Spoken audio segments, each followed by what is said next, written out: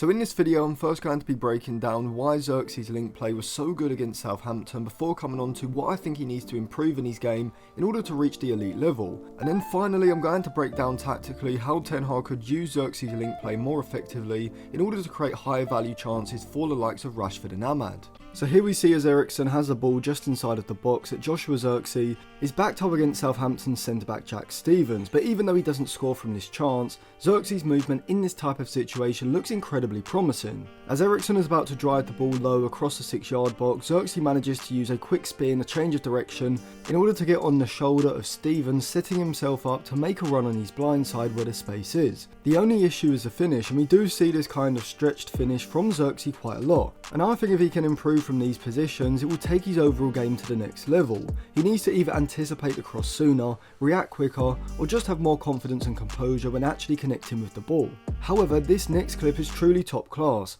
Zirkzee drops off from the centre backs and is about to bring the ball down from the sky, with no direct pressure on his back, but still with his back to goal and pressure coming from the front. Although what Zirkzee does next is very subtle and something a lot of people may have missed during the match. But before I tell you what that is, if you want to pick up any of the new season jerseys, go over to Jersey FIFA. They've also got retro club and international jerseys as well. Use code Atlantis at checkout for a discount. A link will be in my Instagram bio, which I will leave linked in the description. So as Zirkzee is about to pluck the ball from the sky, you'll notice that he turns his body, making it look like he's going to cushion the pass down to Christian Eriksen. Flynn Downs, who is the closest Southampton player to Zirkzee, adjusts his body positioning, anticipating that Eriksen will receive the ball. But at the last second, as he brings the ball down, Zirkzee with one touch cuts to the other side, selling Downs a dummy, and now he can work the ball out to Bruno Fernandes and Ahmad on the right. And in my opinion, this is exactly the type of skill that only Zirkzee could pull off in the United squad. And you can see how his technical ability allows him to do subtle things like this disguised touch that Højlund just wouldn't be able to do to the same level.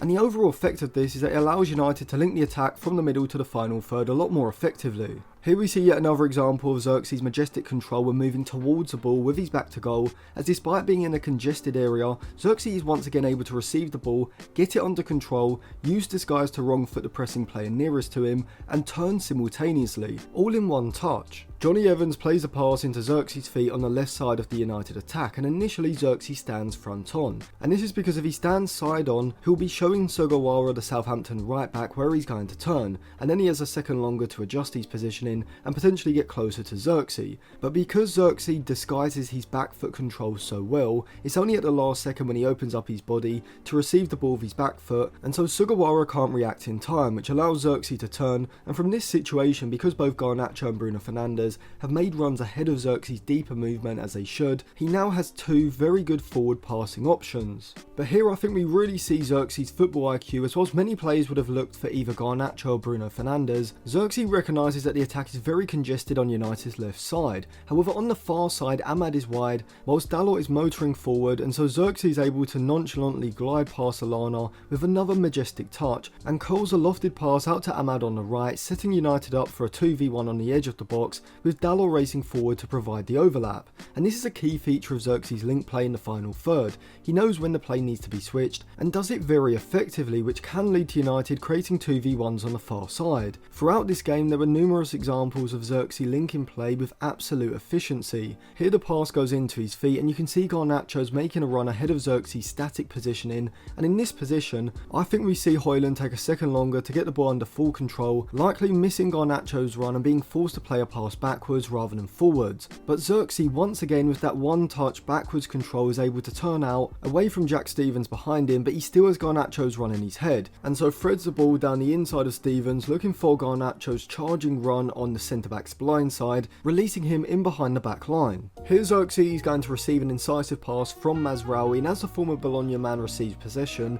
you can see that he positions himself in a way so that his first touch could take him either way, making it incredibly hard for the opposition player on his back to anticipate. If he wanted to release Mainu in behind the back line in a central position, he can take the ball on his back foot, which is his left foot, before using his first touch to take the ball across his body onto his right side, from where he can then play the reverse left-footed pass into Mainu. However, on this occasion, Zirkzee is simply looking to link the attack rather than create, and so uses his first touch to keep the ball away from the defender before using his upper body strength to hold him off, laying the ball off to Ahmad on the right, who now has Mazraoui ahead making an underlapping run into the space that Zirkzee has created by dragging a defender out of the back line. Here again we see Zirkzee dropping off from the centre backs into the space behind the Southampton midfield, from where Mainu is able to find a midfield splitting pass, and first time before the Southampton defender can even get close to him, he lays the ball off into the path of Bruno Fernandes, who can now release Ahmad into that space that once again Zirkzee created by dragging a defender out of that back line. And so I think it's pretty evident from all of these examples that Zirkzee is elite when it comes to his link-up play with his back to goal, being able to do this in the Olivier Giroud-esque fashion with subtle flicks, 1 and 2 touch interplay, which also works to draw players towards him,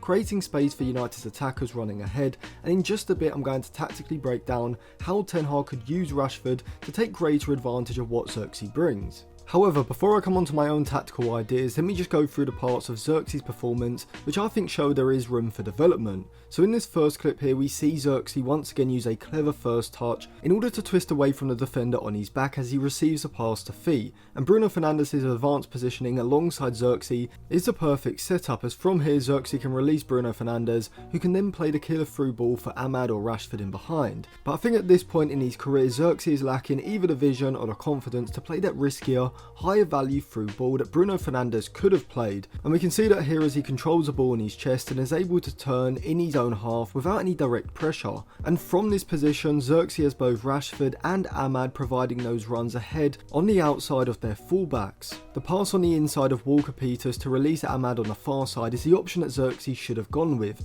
as this would have released Ahmad directly in behind his fullback in a more central position than Rashford on the other side. Zirkzee either doesn't see Ahmad's run or doesn't think he can get the pass to him, and so in this situation he goes for the simpler option of playing the pass to Rashford's feet, which still retains possession, but I think if Zirkzee wants to establish himself as an elite level false 9 or a deeper line forward, then he has to incorporate this sort of killer passing into his game that Bruno Fernandes has, in order to become more of a chance creator than simply just a link man. But before I come on to the second area where Zirkzee needs to improve, if you want to check out any of my articles you can go over to Patreon. You can get a 7-day free trial. After that I think it's about £1 a month, so I'll leave that linked in the description and in the eye above. So the obvious area where Zirkzee has to improve of course is inside of the box when it comes to working the ball into shooting positions, and we can see this clearly in this example as Ahmad cuts in from the right and lays a pass across the edge of the box for Zirkzee to run onto, who has a few yards of space. Now to be fair to the Dutchman, I think Ahmad's pass is slightly behind him, but even so I think Zirkzee needs to improve his ability to manipulate the ball a lot quicker in order to open up shooting positions. When he's linking play with his back to goal in a deeper area of the pitch, his composure, technique and awareness is almost second nature, but you can see that he doesn't have the same level of composure inside of the box, and in this situation his first touch is slightly too heavy, meaning that he can't just touch and shoot, and so ends up trying to craft an opening, but ultimately it just leads to him being crowded out. So playing the killer through ball from deep positions, as well as having more composure inside of the box when getting into or looking to create shooting positions, are the two areas where Zirkzee needs to improve, because quite frankly his link play is already at an elite level. So what tactical alterations could Ten Hag make in order to take advantage of Zirkzee's deeper movement more effectively? We currently see United set up in a 2-3-2-3 shape in the middle third, and I like to look at Zirkzee as a part of a midfield diamond at the top, as looking at Zirkzee as a part of the midfield rather than the forward line allows us to see how his movement enables Fernandes and Mainu amongst others to find space ahead. But in order to get the best out of Zirkzee, it's not even a case of changing the initial setup, merely just rotating the shape in order to create an angle for a pass between the lines, and this can be done by pushing Mazraoui further forward down the right and having Dalot drop slightly deeper, creating a wide back three, from where with the aid of Mainu pulling out wide, the opposition central midfielder will either have to leave him free on the outside of the narrow midfield four, or track the run and open up space centrally, which should enable Dalot to have a passing lane in order to split the midfield, with Zirkzee dropping off into this familiar deep position. If Dalot can find Zirkzee between the lines, this is where Zirkzee's link play can come into play, but ahead of Zirkzee I think Ten Hag needs to instruct Ahmad and Rashford to move into narrower positions a lot earlier on in the attack, taking up positions from where once Zirkzee is able to lay off the ball either to Mainu or Fernandes either side, they are in the exact position they need to make that diagonal run in behind the back line on the inside of the fullback rather than the outside, which will mean that once they are released they should be running through on goal into a central position rather than from a wider position as we saw Rashford do in the first half, which will enable them to get into higher value goal scoring positions.